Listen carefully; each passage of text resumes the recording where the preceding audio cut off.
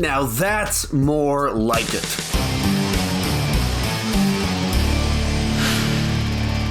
Hi, my name is Sean, and I love to talk about movies and TV way too much. With that in mind, go ahead and join me down below in the comments section. Share your thoughts on The Mandalorian Season 3, Episode 1. The Book of Boba Fett, Episode 5. This is a spoiler review. You have been warned. Go watch the episode, then come over here and hear what I had to say about it, and join me down below in the comment section.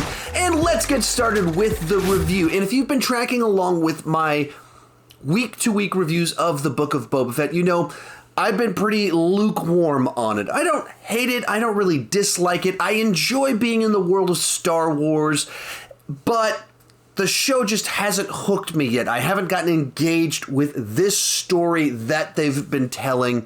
And there have been also some kind of odd choices in there too. And I would say without question, this was the best episode of the season. Immediately, I was hooked as soon as the episode started, and the first 5 minutes is the best thing that this season has had to offer thus far, which basically highlights the fact that this show isn't working as well as it should.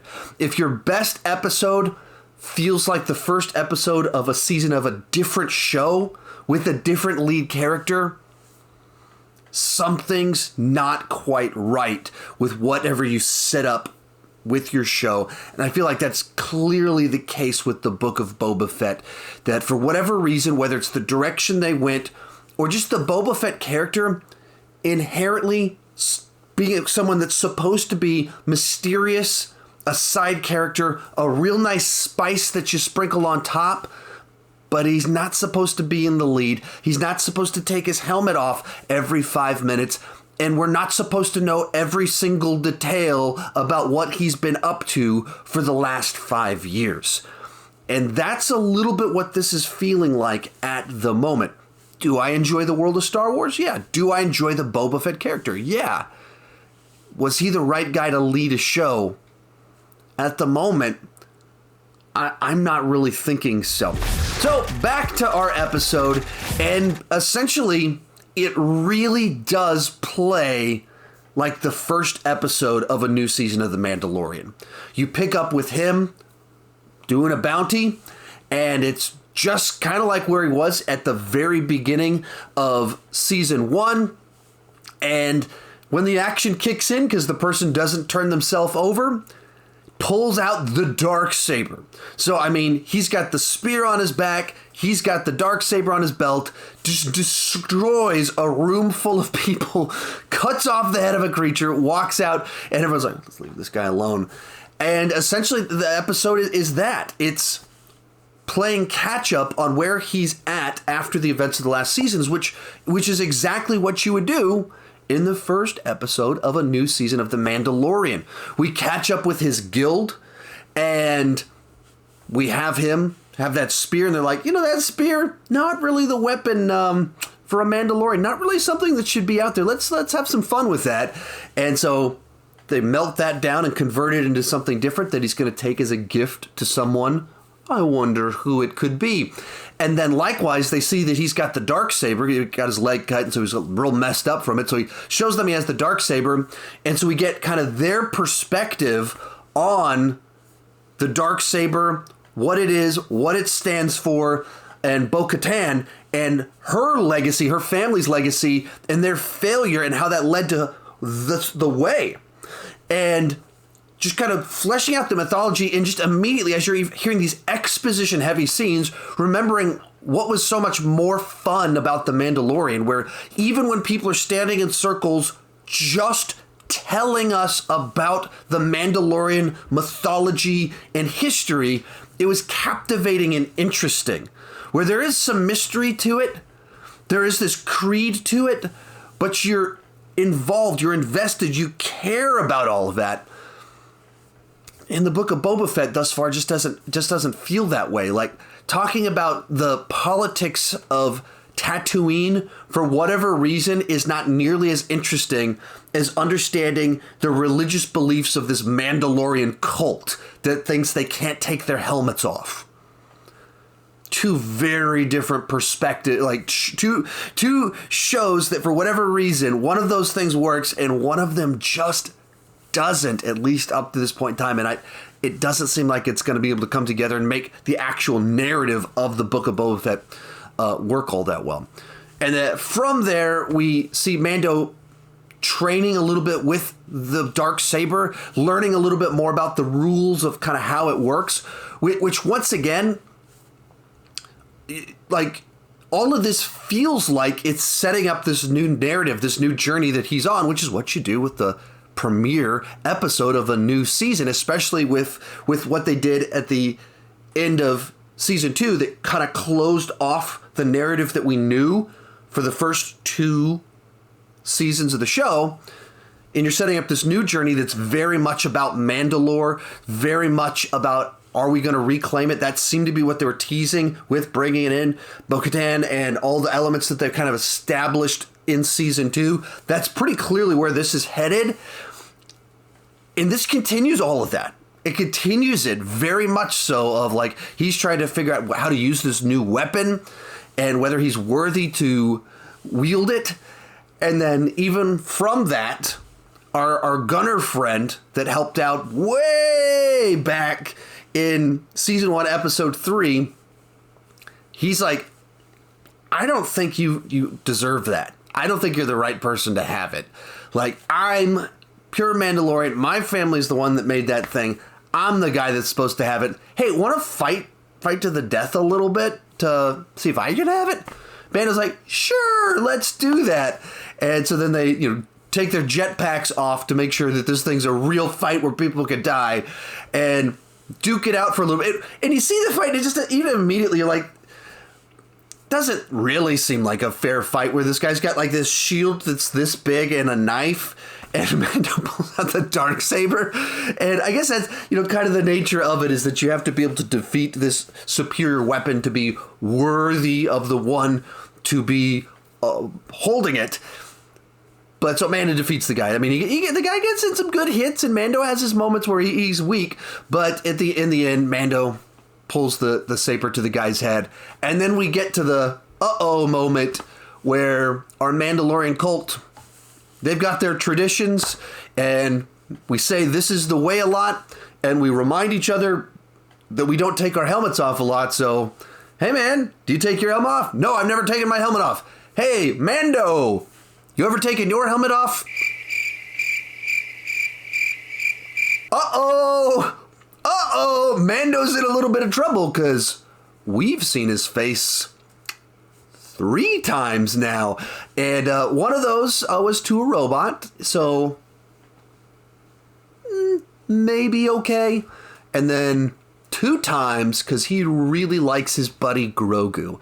And so he has to admit, yeah, I took my helmet off. And they're like, sorry about that. Like, dude, can't do that. Hit the road. And so he has to take off and isn't connected with his little buddies anymore, and heads to Tatooine to the mechanic lady that we've seen show up quite a few times on Tatooine. She actually showed up in the background of an episode of Book of Boba Fett. We were on Book of Boba Fett still. I even forgot mid-talking that this isn't the Mandalorian show. In a different episode of the Book of Boba Fett, she showed up in the background. So he shows up wanting a Razor's Crest, and she's like, I got something for you. And instead, it's one of these Naboo fighters. And which is, I certainly have my issues with the prequels, but they are the history here. And the fact that this episode leans heavy into episode 1 from this point on, we're like just lean heavily into it. It's kind of fun. That just seeing them doing fixing up the old car in the garage routine and using the Jawas to get them the parts to make all of this happen, and building out this retro starfighter for Mando. He hops in it, and then it goes full pod race, going through the desert, going through the canyon. And for a movie that's, not the most well-regarded of Star Wars movies, it still was quite a bit of fun. Kind of take off up into space and gets himself into trouble a little bit. And we get a call back to a guy from previous episode of The Mandalorian, once again feeling like we're now in an episode of The Mandalorian, not in an episode of Boba Fett. And after a little bit of back and forth, seems like he's about to get himself in a little bit of trouble over his past activities, so he jets on out of there, takes off, lands, and then this is kind of where things start tying together, where Fennec shows up and like, hey, could we recruit you for something? But even as this is happening, she's the cameo. Even as we're tying it into the actual show that we're watching, she's the cameo. And so she's like, hey, we'll pay you. It's not a bounty. We need some muscle. And he's like, this one's on me. Just got to do something real quick. And got to take his little gift to his little buddy. And even, I'm suspecting that means he's not in next week's episode. That he disappears next week. Maybe shows up at the very end. And so next week is Boba Fett recruiting everyone else. And as some people pointed out, one of our Tusken Raiders, the one that trained him, wasn't one of the dead bodies that we saw. So there's a friend he can go recruit. I hope he goes and gets Cobb. Hey, Cobb took his armor, but Cobb didn't know he took his armor. And so why not have him recruit Cobb? I would love it. I would love it if they went to go get Cobb. If you get Timothy Olyphant to play a character that's on the same planet, that has ties to this character, why would you not do that? Like, hey, man, you took my armor for 5 years. You owe me. I need you real quick for a big shootout. I would be totally on board with it. I hope that that's where this is all headed. But I like I said, I don't think Mando will be in like next week's episode. I think he's going to go deliver it, and then you get Mando for the big showdown. And whoever else is going to be recruited, we'll get some nice recruits joining in. Maybe some Tusken Raiders coming in as that cavalry, because I don't think they're all dead. And so I would think that would be a good way to pay off the first two episodes. Is you show him as someone that is greatly respected amongst them, so then they come to his aid, and he's kind of able to free the planet a little bit, in a sense, not being run by crime lords, but being the person that defeats back the people criminally running things. And it would be nice if we get Emilia Clarke returning in. I don't know what expanded things are said about her elsewhere, but her returning with her solo role, somehow tying into these underground shady organizations, I think that would be a nice little touch in there as well. So all of that said, so what did I think about the episode? Easily the best episode of the season, and the one that I was most invested in, the one where I cared about the actions. And maybe some of that's a little bit unfair because they're able to have all these little moments where he's reminiscing about Grogu and talking about how much this person that he cares so deeply about. And there's so much emotional weight to that because there were those 16 episodes that built to that. So then when we go in a year without seeing him and he can't stop talking about Grogu, he can't stop thinking about Grogu, there's something very emotional about that this cold-hearted bounty hunter, that what does he do in the first scene? And he cold-blooded kills all these dudes, chops a guy's head off, puts the guy's head in a bag, and then whenever he's alone, he stops to think about his little baby Yoda. You know, there's something about that has a, very emotionally resonant, how much he did so deeply care. So much so that even, why did he get kicked out of his cult? Because he had to take his helmet off to save Grogu. And as much as it pains him to lose this family that he's had, he gained this other thing. And I think the other thing, an interesting little thing that's kind of teased a little bit in the episode and hinted at, that once again would be a great setup for a first episode of a season, is they contrast the way of his Mandalorians with the way of the Jedi, that these Mandalorians are all about attachment and the Jedi are all about not having attachments.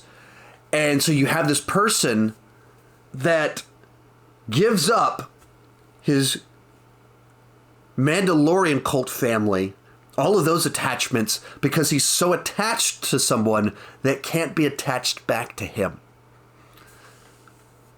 There's pretty profound stuff in that. Pretty powerful stuff in that.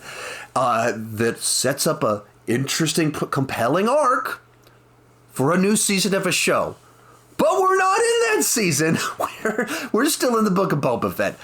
And that is what makes this so interesting and fascinating. That the best episode by far is the one that feels like it doesn't belong on this show. That doesn't propel the narrative forward of this show. Where the title character of the show does not make an appearance. And the secondary character only shows up as a cameo at the very end to recruit this person back over. And perhaps even maybe some of that would play, I don't know, on network television, sometimes they do these crossover episodes, and that's, what this felt like, that the first episode of Mandalorian season 3 overlaps a little bit with this other thing. That's what this would have felt like it would have been if the two shows were playing at the same time, but it's not. It's just strange. It's weird, and it highlights the fact that Book of Boba Fett is not nearly as good as The Mandalorian. It's not hooking people as much, or some people it's working. Some people it is. I don't want to discount those of you that are loving the show, but a lot of us have been very disappointed, and I don't think, in a weird way, while being the best episode, it just points out all the reasons that this show isn't nearly as good. So that's what I'm feeling. That's what I'm thinking. That's my take on this week's episode. Easily my best. I guess I should say, I thought it was great because it felt like the new season of The Mandalorian and not like the show I'm actually watching. Which is such a weird mix of feelings inside to be like, oh, it was great because it's not like what it actually is. Oh, what? So, and there's just, with the pacing, they're going with the actual main plot line of the Book of Boba Fett story, and the fact that he's going to need to recruit more people, and then we're going to have a big battle, and then we need to have an epilogue for all of it. At this point in time, I just don't think there's a way that they could make the actual plot of the Book of Boba Fett compelling and interesting to me. In which case, it's like, I like the world, I like being here, that's fun, but you didn't come up with an actual story that hooked me, drew me in, and that's really frustrating. That's really disappointing. Let me know what you thought down below in the comments section. What do you think about this episode? What do you think about the fact that it really did feel like a Mandalorian episode? And what did that do for kind of your thoughts on the season of the Book of Boba Fett? As all, thank you so much for watching, and keep talking movies and TV too much.